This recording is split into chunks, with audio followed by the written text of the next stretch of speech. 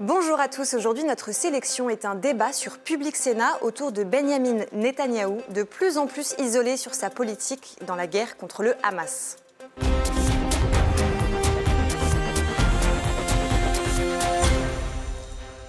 En Israël, la situation politique se complique pour le Premier ministre Benyamin Netanyahou. Il est confronté depuis quelques mois à plusieurs manifestations d'ampleur au sein même de son pays. La dernière date du 31 mars. Elle a rassemblé près de 100 000 personnes à Jérusalem.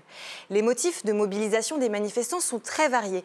Il y a bien sûr l'indignation face à la mort des civils, mais aussi celle liée aux bavures militaires. Dernier exemple en date, la mort par erreur début avril des 7 travailleurs humanitaires de la World Central Kitchen. D'après nos confrères du Monde, les explications du gouvernement israélien avaient été très mal reçues par la communauté internationale. Mais c'est surtout sa gestion de la guerre qui est reprochée à Benyamin Netanyahou. Les familles des 134 otages toujours détenus par le Hamas et leurs sympathisants critiquent les manquements sur le plan sécuritaire. Ils sont soutenus par l'ancien Premier ministre Ehud Barak, pour qui une incursion à Rafah mettrait les derniers otages en danger, selon le Times of Israel. Il y a aussi le favoritisme envers certaines communautés qui posent problème. Des étudiants ultra-orthodoxes dans les yeshivas ont par exemple été exemptés de service militaire. Selon France 24, ces passe-droits accordés à la communauté Haredim existent depuis la création de l'État d'Israël. Mais ils ont été jugés illégaux et discriminatoires en 2017.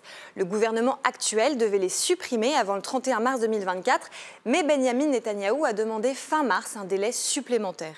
Le Premier ministre israélien est donc dans une position délicate. Sa coalition politique dépend du soutien des 2 partis ultra-orthodoxes du pays et les dérogations cimentent cette entente. Le ministre de la Guerre, Benny Gantz, a menacé de quitter le gouvernement si elle continuait à exister.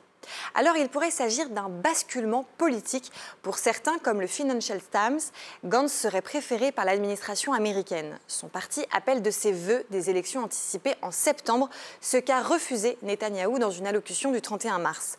Pour ses détracteurs, tout cela ne fait que confirmer leur sentiment que son engagement pour la guerre cache une soif personnelle de pouvoir. Pour en savoir plus et échanger sur ce thème, retrouvez-nous sur Internet et les réseaux sociaux.